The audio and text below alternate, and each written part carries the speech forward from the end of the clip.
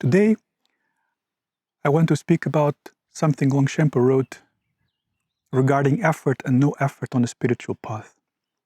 He wrote, "If you do not understand the ultimate meaning of intrinsic awareness, you will not be freed in this lifetime from spiritual teachings will require physical, verbal, and mental effort.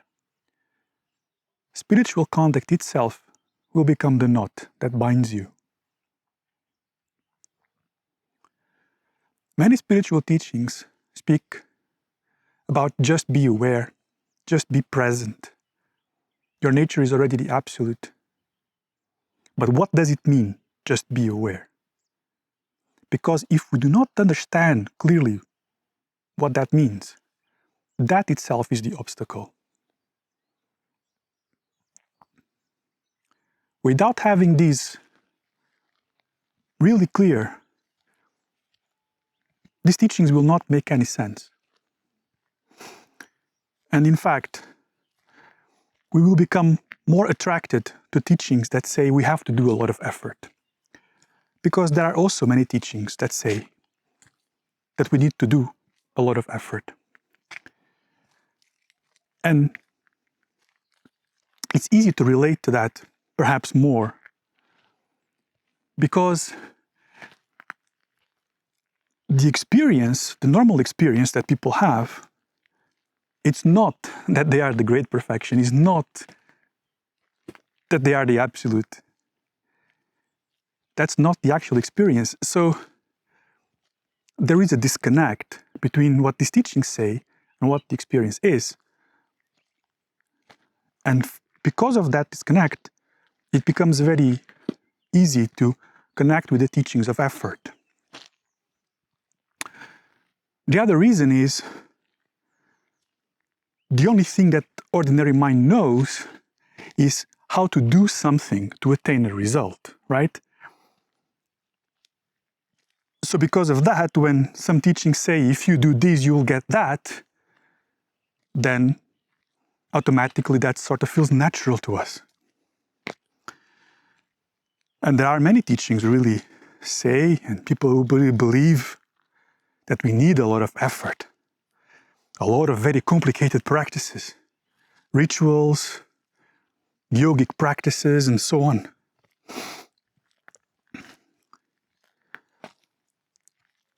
So it's very important to resolve this point. Because otherwise, as Longchenpa said, all of these spiritual disciplines will themselves become just a bondage to us. They will become just something else we are doing, that the self is doing to obtain a result. But we cannot obtain this result like this. Myself, I have this experience. Many years I've spent, decades, on the path of effort. So I can understand this.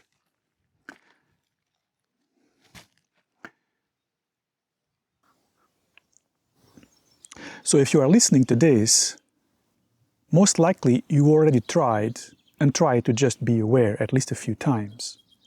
Maybe to sit down somewhere peaceful and be aware. So what usually happens? So we sit with the best intentions, but suddenly it appears that it's not so easy. Suddenly you are confronted with your own mind. And that mind is restless, getting lost in daydreams, stories about what will be dinner or something like that.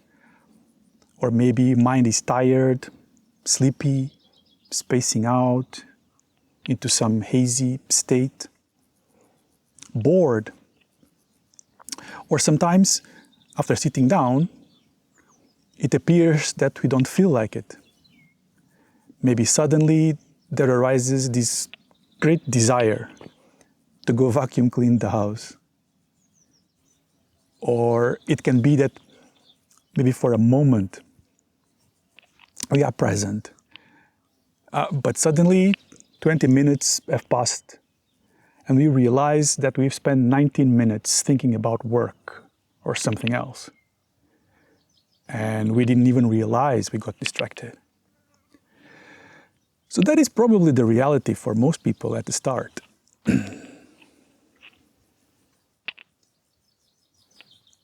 However, before talking about any of those challenges, as I said at the start, what does it really even mean to just be aware? What is that exactly? Because if we are not clear about that, then that is the very obstacle right there. So in Atiyoga, we must always start by seeing the difference between what is mind and what is natural awareness. The first confusion that often arises is to confuse meditation on the natural awareness with mindfulness meditation. This awareness we are speaking about is not mindfulness.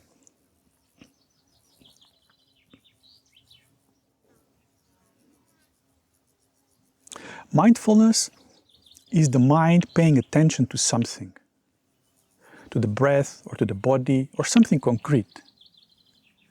It's the mind being full of some object of attention. This is a different thing, and that is not what we are talking about in Dzogchen or the essence direct path. Mindfulness can be helpful at the start to gain some space in the mind, to settle down. Yes, it can be helpful. But ultimately, it's a state of duality. It's a subject paying attention to an object through effort, and this will not reveal our real nature. There are people who say and think that mindfulness or concentration practice is a crucial prerequisite to Atiyoga meditation, that without a good mindfulness or concentration, the mind cannot abide in the awareness of the natural state. But that is not accurate. It is not true. Because the awareness of the natural state is beyond the mind. It's not a function of the mind. Mindfulness is a function of attention, is a faculty of the ordinary mental consciousness. How can the intrinsic awareness of the natural state depend on mindfulness? It doesn't. This is a confusion. The benefit of mindfulness has nothing to do with awareness or natural contemplation on awareness. The benefit is only because it makes it easier for most people to come to a point of clarity about awareness. That's all. So there are benefits to mindfulness at the start, but if we get fixated on that, it can actually become an obstacle for the natural awareness.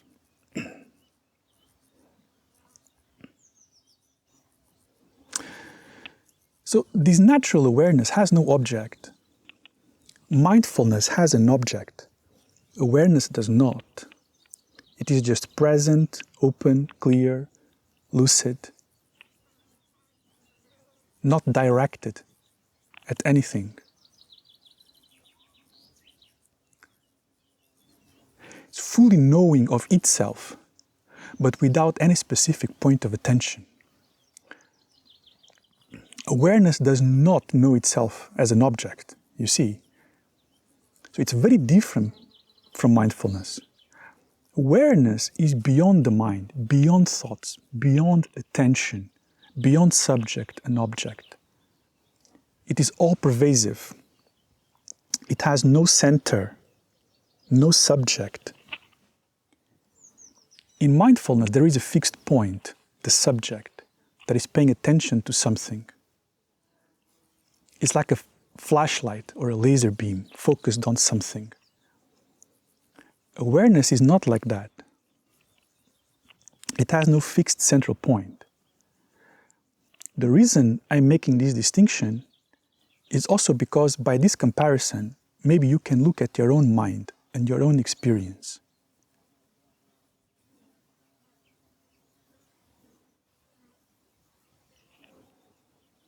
It's easy to understand mindfulness and get some experience. Just place your attention on something. Now you can compare. Let go of doing that. Let go of this attention. Then notice a present knowing that is fully open, without direction, that is not dependent on attention, that it's not something you do. You cannot do being aware. You can do attention, but you cannot do aware. It's outside the sphere of action of mind, it's beyond mind. Now, at first, there will still be a sense of duality there, and distraction. The full experience of natural awareness doesn't just unfold all at once, suddenly, for most people. That's because the contraction of this me, the subject, is a very strong habit. But you can notice that even that sense of the subjective me is something that is appearing within the vast openness of present awareness.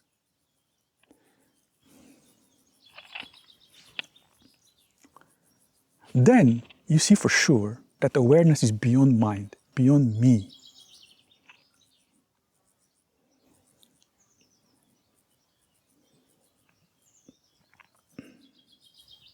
So on one hand, it's true that contrived or effort-based practice will not lead us to the ultimate nature, to awakening. It won't.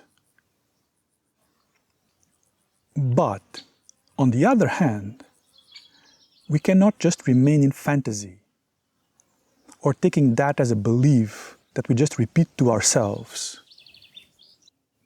Because the idea itself also does not release the self-illusion. So then what? Well, first we need some basic understanding, and from that we can become more open, and that is a good place to start. What means openness? Openness starts when we learn to look at ourselves. Looking at ourselves is how we understand ourselves and all reality, because reality is perception. And who does the perception? We do. So if we understand ourselves, we understand all of reality, or the nature of reality. So within openness, we can look at everything that we hold as real, true, false, good and bad, and all those things start to lose their solidity. The real question is not if it's hard or not to enter the contemplation of our real nature. The real question is, are we ready to let go of our grasping at the unreal and the false? Are we willing to let go of the things that make us sick and disturbed? Are we willing to let go of our fixations, addictions? Are we willing to let go of ourselves? So, because our perceptions, whatever they are not really matching reality, we get into a state of tension. Tension with ourselves and the world around us. When we start by listening to the Dharma, we start to learn how to look at ourselves, how to truly and deeply understand what we are. And in that way, also, we understand how this perception manifests as the world. Perception manifests as the world.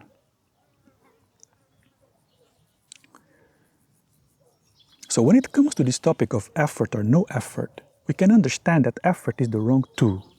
But dropping effort, it's not as simple as people may think, but it's also not as hard. So we start with openness, and in that openness, we have less fixations. And why does this matter? So for example, if we are trying to sit in contemplation, right? this just be aware, it feels very difficult when it was supposed to be natural and effortless. So we can understand this issue of effort or no effort by two simple examples. The first example, so sometimes a person, when they're nervous and agitated, even if they are sitting comfortably, their leg can't stop moving, restless leg. So you see, this is very obvious. When sitting comfortably, the natural resting point for the leg is to be still, not moving. But at that moment, keeping the leg just still, it feels like effort. The leg just starts moving by itself. It feels like effort to keep it still. The second example, a smoker or smoking. Again, smoking is not natural activity for human being. And for most people, it is no effort at all not to smoke. But for a smoker, not smoking feels like a huge effort. So each example represents a different aspect of this situation. The first example, the restless leg, is connected with inner agitation. Something is unbalanced. There is lack of inner peace. So the person's mind, body, energy are agitated. And that manifests as the movement of the leg. In meditation, that is the same. The agitation that makes it hard to sit in open presence is the agitation caused by all the time we spend chasing after things, fixated on thoughts as if they were real, fixating on our projections as if they are real. I'm simplifying now a lot here, so that this video doesn't get too long, but you understand the main point. The second example, the smoker. It's of course the addictive mind, the factors of habit, habitual tendency that becomes like an impression in the mind that keeps replaying itself. In the case of meditation, is the addiction of me. It's the habitual tendency of making me and my thoughts as real. So this is why it feels like effort to just sit in open presence. So if we try to sit in openness, in clarity, just sitting in presence and clarity, it feels hard, and that's okay. It is there in that moment that we can see this inner restlessness and settle. But at the start, it does feel like effort because the mind wants to go out. The mind wants to go out and chase something, just like the restless leg wants to move. Once we have a deep experience of intrinsic awareness, it doesn't matter. It doesn't matter anymore if movement arises or not, because intrinsic awareness is not conditioned by anything. But until that experience is concrete, it does feel like some effort is needed. It does feel like effort is needed not to go out chasing things. But this effort is not an effort to attain something. So we don't struggle with ourselves, we relax. The little effort that seems necessary at the start is only to stop feeding this agitation, that's all. The only way to break out from this habit is to relax into openness, to stop feeding it. Even though at the start it feels like effort is needed, yeah, see, that's the apparent paradox. So in short, the answer is yes and no. If I say effort is needed, no, that's not true.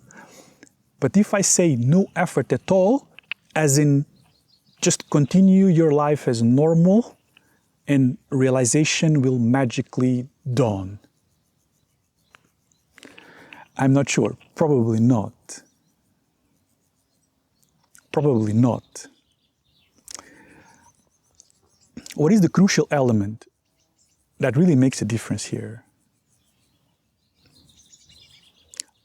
It's love. Love or devotion towards the truth. Love towards this peace, towards the real nature.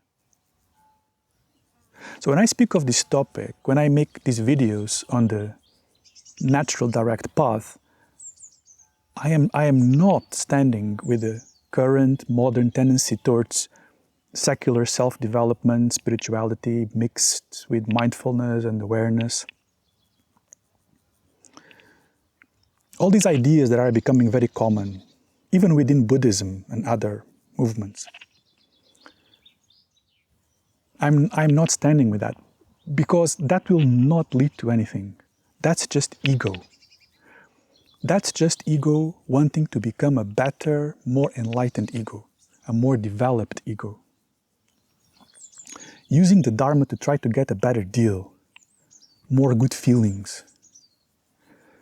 This is self-serving, and as I said in my other video, it's a self-referential project, which is opposite to realizing our real nature.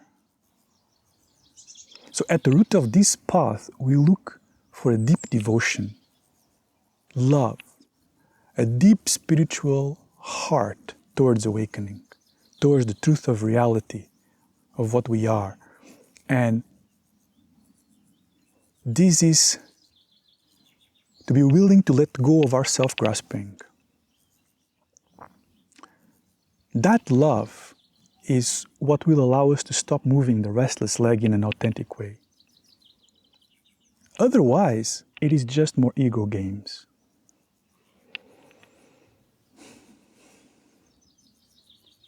I hope this helps.